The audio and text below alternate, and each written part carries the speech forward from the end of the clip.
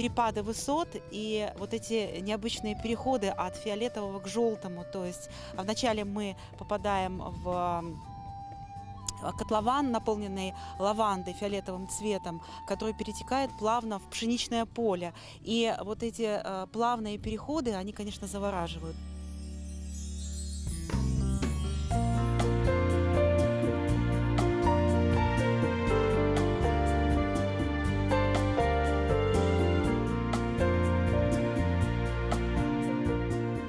Убирать лаванду, так как это эфиромасличная культура, надо с утра до жары.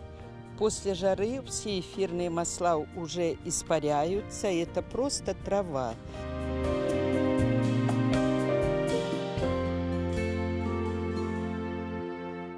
Посмотреть лаванду, полюбоваться видами этими.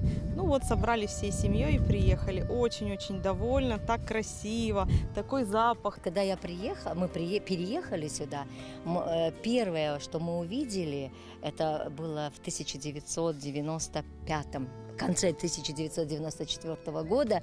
Это мы ехали в Белогорск, и там было лавандовое поле. То, что мы увидели первое, это было лавандовое поле. Красота была тоже неописуемая. И вот и сейчас такое же удовольствие мы получили от увиденного. Крым и лаванда, по-моему, они едины.